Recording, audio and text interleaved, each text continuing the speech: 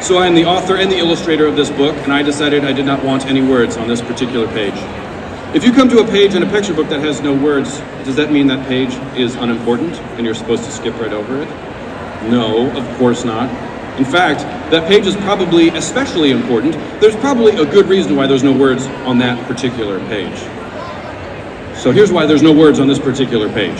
I thought to myself, there's Mr. Tiger. He's out in the wilderness, having all this fun, being wild by himself.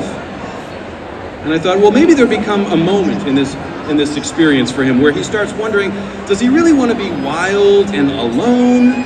Or does he maybe want to kind of reevaluate a little bit and maybe come up with a better life balance, where he can have his friends involved also?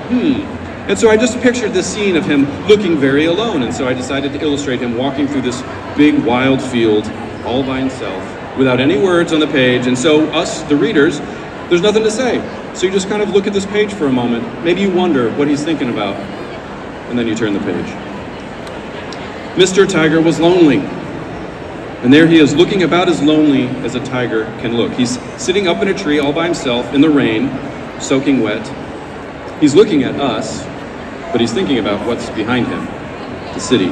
He missed his friends, he missed the city, he missed his home. So, Mr. Tiger decided to return. And there he is, walking back to town, and his friends see him coming, they come out to greet him. There's Mr. Rhino waving hello, and there's Miss Elephant. You probably can't see it from where you're sitting, but she's holding something. She's holding a shirt. She's like, welcome home, Mr. Tiger. We miss you so much, but you still have to wear clothing. Here's a shirt. Put it on right now. I don't blame her, There have to be rules, some rules, for society to work. And I think expecting people to wear clothes in public is pretty reasonable. She could have gotten him a fancy suit like what he used to wear, but no, she got him this sort of jungle pattern short sleeve shirt, something casual and comfortable for the new Mr. Tiger. That's pretty nice.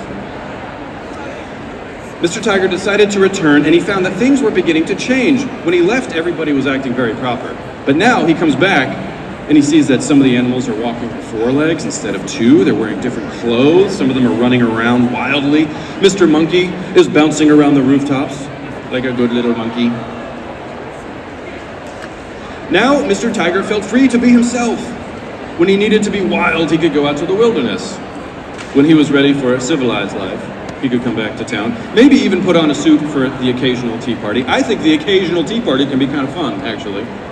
And most of the time he looks like this. There he is, wearing his new favorite shirt, and he's sitting on his rooftop, which isn't something I would want to do. But if it makes him feel a little bit more like a tiger, I say go for it. He's a cat, he'll land on his feet, right?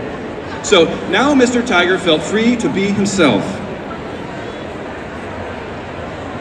And so did everyone else. And there he is, out in the wilderness again, but he's not alone anymore. He's got his friends with him, and they're all acting more like animals, which is what they were the whole time. The end. Thank you. How are we doing?